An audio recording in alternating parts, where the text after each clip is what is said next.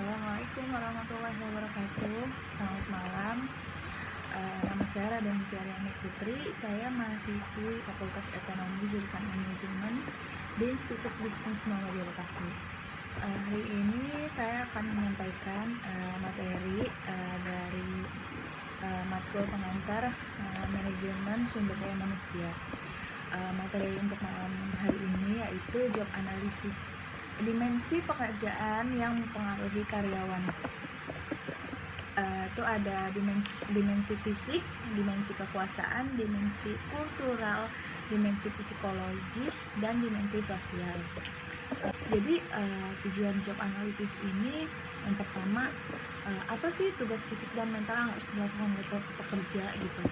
Seperti mungkin apa sih tugas yang akan dilakukan oleh para pekerja gitu. Terus mentalnya tuh harus dipersiapkan seperti apa gitu. Terus yang kedua ada kapan pekerjaannya diselesaikan ya, jadi harus tahu waktu pekerjaan yang ada di job desk-nya itu kapan harus diselesaikan. Terus di mana pekerjaannya diselesaikan, semisal bisa di kantor atau di rumah atau outdoor atau indoor, itu sama aja, itu bisa tergantung dari atasannya atau mungkin dari job desk itu seperti apa gitu. Terus bagaimana pekerjaan itu dilakukan, jadi harus jelas nih kira-kira pekerjaan ini tuh dilakukannya tuh harus kayak gimana gitu. Terus ada juga yang kelima tuh mengapa pekerjaan itu dilakukan. Nah, harus tahu pekerjaan yang kita lakuin ini tujuannya untuk apa gitu. Terus yang terakhir ada kualifikasi seperti apa yang dibutuhkan untuk pekerjaan tersebut. Jadi kira-kira kita mengerjakan pekerjaan ini tuh kualifikasinya sesuai atau enggak gitu sama kita gitu atau sama orang lain gitu. Jangan memikirkan yang penting pekerjaannya selesai gitu, nggak bisa kayak gitu. Itu sih fungsi administrasi. Dari manfaat job analysis ada perencanaan pegawai, rekrutmen dan seleksi, kompensasi dan benefit, terus ada pendidikan dan pelatihan, dan yang terakhir ada evaluasi kerja. Terus di fungsi pengembangan karyawan ada pengembangan organisasi, terus penilaian standar kerja, ada juga perencanaan karir dan konseling serta keselamatan dan kesehatan kerja atau K3. Ini biasanya kalau misalnya pernah bekerja di perusahaan Jepang pasti udah nggak asing sama K3-nya gitu. Karena biasanya perusahaan Jepang tuh menetapkannya sangat ketat dibanding perusahaan-perusahaan milik Indonesia atau perusahaan milik asing lain gitu. Terus ada metode job analisisnya, itu metode itu ada 3, yaitu wawancara, kuesioner, dan observasi. Terus wawancara ini biasanya kita langsung bertanya gitu kepada sumber atau kepada orang. So, kalau kuesioner biasanya mengisi selembar riset, kertas riset itu nanti kita isi sesuai dari pertanyaan-pertanyaan itu kita isi. Terus kalau observasi itu biasanya ngelihat langsung atau meninjau langsung gitu. Terus ada uraian pekerjaan, ada identifikasi jabatan, ringkasan jabatan, tanggung jawab dan kewajiban, ada wewenang, standar kinerja dan kondisi kerja dan lingkungan yang baik. Di identifikasi kerja ini harus nama pekerjaan, divisi, pelaporan, jumlah pekerjaan. Terus di ringkasan jabatan ada fungsi dan kegiatan jabatannya itu seperti apa. Terus ada juga tanggung jawab dan kewajiban, itu biasanya tentang detail tentang tugas dan tanggung jawab.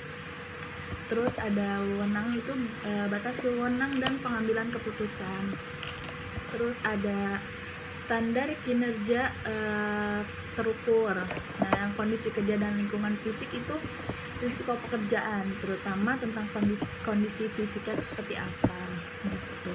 Terus ada pelaksanaan job analysis. Nah, ini ada 3, yaitu tahap analisis pekerjaan yang terdiri dari struktur organisasi, inventarisasi jabatan, metode pengumpulan data, terus membentuk tim pelaksanaan analisis. Terus ada juga tahap pengumpulan data seperti aktivitas tugas, peralatan yang dibutuhkan, dan kondisi jabatan. Terus ada juga langkah analisis pekerjaan, itu berisinya deskripsi pekerjaan, analisis pekerjaan, pemilihan pekerjaan yang akan dianalisis, dan mengumpulkan informasi. Terus yang terakhir ada jenis analisis pekerjaan. Ini ada dua. Analisis pekerjaan tradisional itu biasanya harus bertanggung jawab, terus kewajiban umum dan kualifikasi minimalnya gitu. Terus yang kedua ada analisis pekerjaan yang berorientasi pada hasil.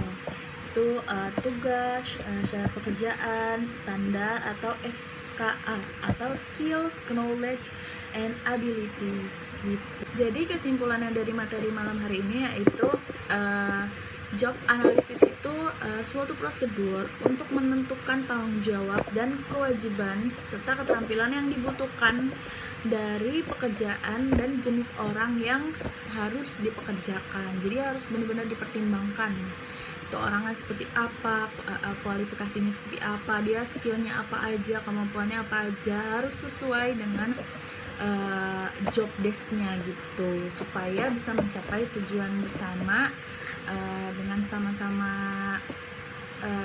enak gitu. Jadi nggak ada timpang atau yang ini harusnya ngerjain ini tapi dia malah ngerjain yang lain gitu, karena nggak dilihat gitu, oh ini orang ini harusnya dia cocok nih mengerjakan tugas ini, tapi seringkali itu diabaikan. Jadi yang nggak sesuai sama kualifikasinya dia kerjain aja, kan belum tentu hasilnya bakalan bagus gitu. Job analisis ini dilakukan karena dapat berkaitan dengan kompensasi, upah, insentif juga, pokoknya tentang keuangan atau tentang gaji. Ini tuh bakalan berkaitan banget dari job analisisnya, karena seseorang itu diberi upah sesuai dengan apa yang dikerjakannya gitu. Semakin berat pekerjaannya, maka kemungkinan besar itu gajinya semakin besar gitu, tergantung resiko kerjanya. Semisal ada OB gajinya cuma 2 juta gitu ya, karena kerjaannya ringan gitu.